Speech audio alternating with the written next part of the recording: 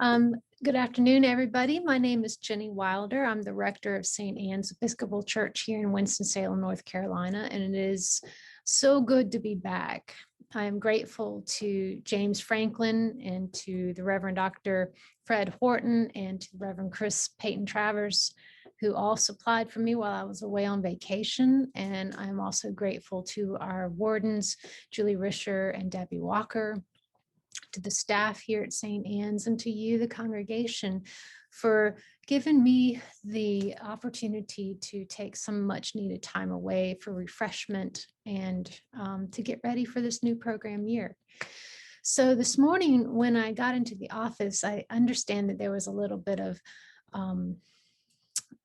maybe some wondering about what's going on as far as COVID-19 guidelines are concerned in the diocese and here at St. Anne's. So I reached out to our regional canon, Rhonda Lee, who is filling in for Ernest Graham while he's away on sabbatical.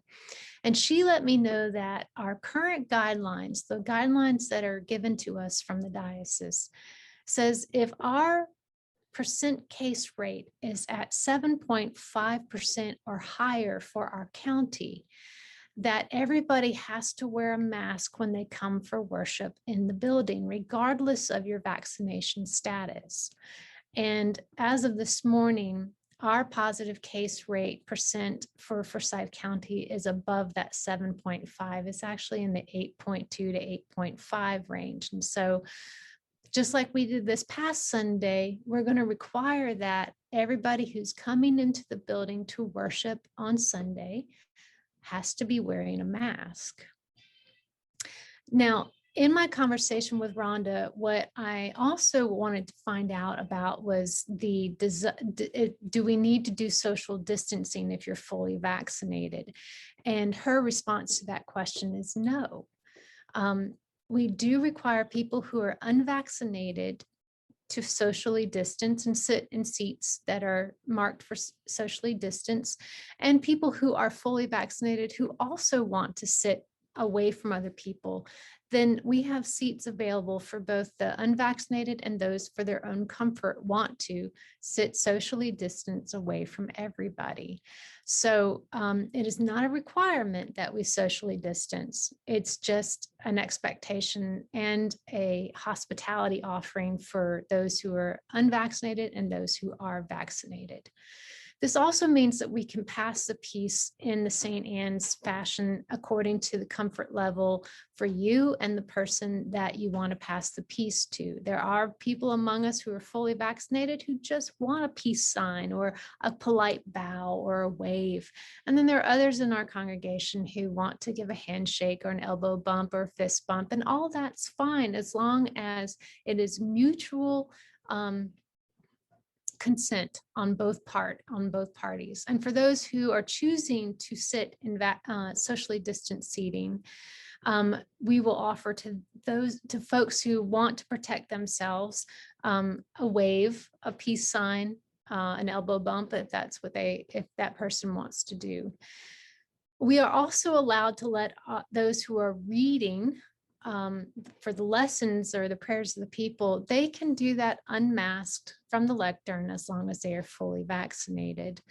And people who are leading the worship, as long as there's 6 feet of distance between the individual and the closest person who's wearing a mask, then the leader of worship can also preach without a mask, celebrate without a mask, and do the liturgy of the word without a mask. And deacons can also proclaim the gospel without a mask, provided that they're fully vaccinated and at least 6 feet away from the nearest person. What we are hearing, in addition to the requirement of people wearing masks during the service, is that we can't offer any indoor food at this time. So if we were doing a coffee hour, we would need to do that coffee hour on the lawn. And in that case, if you're fully vaccinated, you can take your mask off. So at the moment, we're not able to do food inside. For our 8 o'clock service, we do not require anybody to wear a mask during that service. That is according to the guidelines of the diocese. Okay. Now, I want to show you something real quick. This is a diagram of the emotional life cycle of a disaster. And in this case, our disaster is this ongoing pandemic. And this is put out by the Episcopal Relief Development and offered to us to kind of get an idea of where we are in this pandemic. You know, when the pandemic hit, we all went into heroic mode. We all learned how to move online. We learned how to continue to stay connected. The vestry made phone calls. We all checked in on each other. And we had a time of honeymoon where we were all on board with what was happening.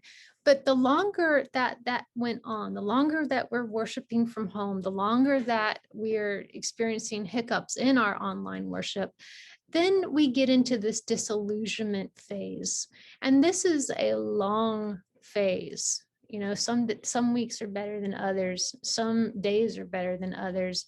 And some days we're enamored with the body of St. Anne's, and then other days we're not. And that's going to happen because we're all experiencing this pandemic in our own and unique ways. But the impact of the pandemic is affecting each of us.